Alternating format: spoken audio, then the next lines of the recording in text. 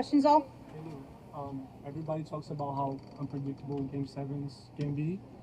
You gotta forget about statistics, everything that happened prior to that. How much do you believe that? Like, is that true, or you gotta take some from what happened?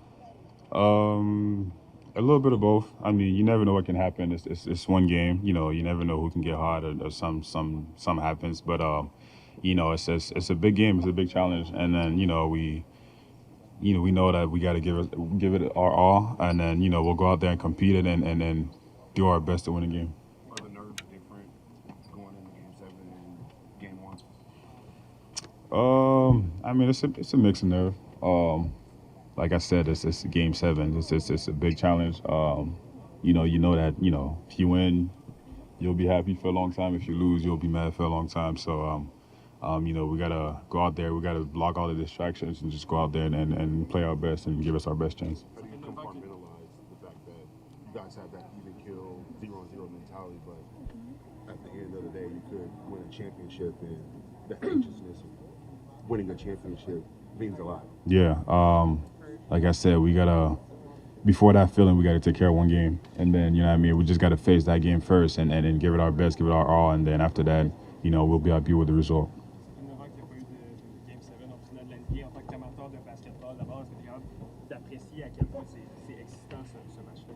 Ouais, c'est ça. I mean, on est deux bonnes équipes, puis c'est bon non seulement pour les fans, mais pour la NBA d'être capable de voir un match numéro 7. C'est sûr que c'est un des matchs les plus durs dans le sport, mais on doit aller avec confiance puis être prêt à compétitionner.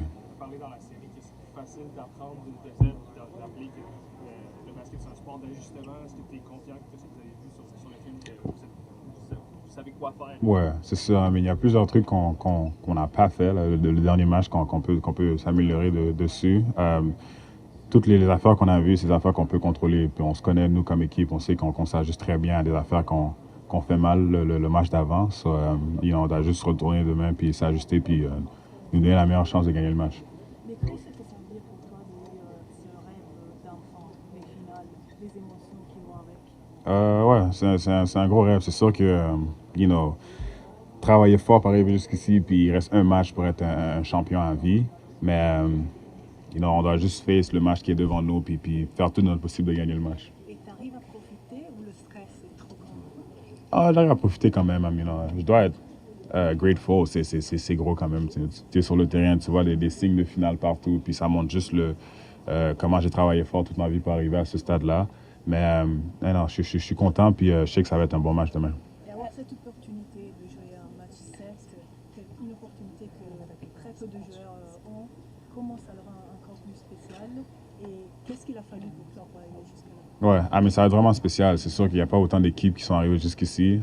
Ça démontre juste que on est deux bonnes équipes qui va arriver ici, puis qu'on va vraiment bien compétitionner. Puis c'est beaucoup pour moi. J'ai travaillé fort toute ma vie pour arriver dans ce stage-là ici aujourd'hui. Demain, ça va être un bon show. Now that you've played 6 games against the Pacers, what have you learned about them? I mean, they never give up, and then they'll always give us their best punch, and then a lot of credit to them. They play really hard, they play really physical, and then they're in this position for a reason. So we got to go out there and compete at the highest level. In what ways have you enjoyed this chess match defensively, of how both of you have mixed things up and had success? It's been good. I mean, that's what the playoffs is about. You adjust all the time. You're never gonna see the same look every time, and then we knew that not every single game was gonna be the same. We knew that we was gonna face different looks, and then now we just gotta adjust and then go out there and compete. What's it going to take to close the door on these guys tomorrow? Compete highest level. We got to do it together, and then if we do those type of stuff, it's really hard to beat us. Historically, Game 7, the home team has a huge advantage. You guys have worked all year to have the best record in the NBA for this purpose. Mm-hmm. How do you guys plan to feed off the crowd, use that to your advantage? Yeah, I mean, we always use the crowd, they always give us a lot of energy, and then we love them for that. And then, like I said, we got to block the noise and all the stats and all those type of stuff. We just got to go out there and do our best to win the game. But, we work hard to get to this point and have the home court advantage, and we're happy that we get the game, at home. What's Pascal's having kind of pretty solid season series, game by game. then why haven't you been able to slow him down the way you have with some of the other guys? Yeah, he's a good player. Real aggressive. He's been in that position before. He's been spending a lot of playoff games, so he knows how to attack, and he's a really smart player. We just gotta match the physicality. Honestly, we got a lot of great defenders. We know that we got a lot of guys to stop him and their whole team. So we just gotta go out there and compete. Have you had any communications with Andrew or Ben during the series? No.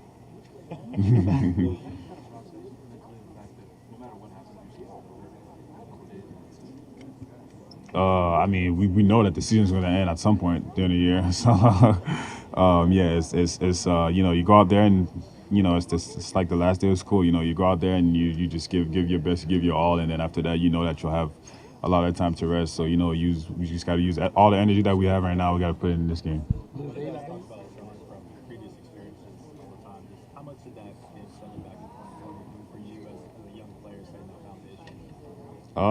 It was good, especially early in my career. Didn't know what to expect, never knew what the Game 7 felt like. But, just the nervousness and all the stuff that you felt before a game like that, I felt like, I felt that before. And then just got to approach it like any other game and, go out there and play your best and then, live with the results. But, it was good for me early in my career. Qu'est-ce que tu t'entends du dernier match de la saison? J'ai entendu beaucoup de joueurs dire que ça va pas être le cas. C'est sûr que ça va être une guerre. On va tout essayer pour gagner le match. C'est sûr que ça va être physique. Comme je dis, si on joue bien en équipe, puis on va être vraiment dur à battre. Est-ce que vous avez vécu contre Denver un match comme ça peut vous aider dans ce match où les deux équipes sont tellement différentes, les Pistons et les Nuggets, que c'est pas du tout pareil? Ouais, mais les équipes sont différentes, c'est sûr. Mais juste le feeling qu'on a avant le match, puis comment on est nerveux, puis comment on se sent, ça peut être. On est habitué à ce feeling-là déjà. Alors, ça peut aider. Mais le fait que c'est une équipe différente, on ne sait jamais qu'est-ce qui va se passer. Louis, they put a really heavy emphasis on conditioning. I'm wondering, does that come through for you at all on the other side? Is that something that's noticeable through their pace of play or anything else? It's I would say it goes for both teams. I would say we both two good conditioned team. We play really hard defensively and offensively, and then that takes a lot of energy. But we prepare for that. We two teams that work hard obviously to get to this point, and then we won't put anything on. We won't use conditioning as an excuse. You got to go out there and play your best, and then if you're on the floor, you give your all, and yeah. And then in terms of the way they play offensively, they put a really strong emphasis on getting the ball across half court at 21 seconds. And even when they're not breaking, like they want to get across half court in 21 seconds, get into an action really early. Does that change the way that you guys defend when an offense puts that much emphasis in getting into its actions, even in the half court early? Does it change anything about how you guys try to set up in terms of communication or anything like that? Not really. It's a team that plays with a lot of pace. They've been doing that all year, so I don't think it's nothing new, especially for us. And then it's some of the stuff that we have to adjust. But playing them that many times now, we kind of know what's coming. But it's them. That's how they play. They play really fast. And then on our side, we just gotta make sure we back and we communicate well.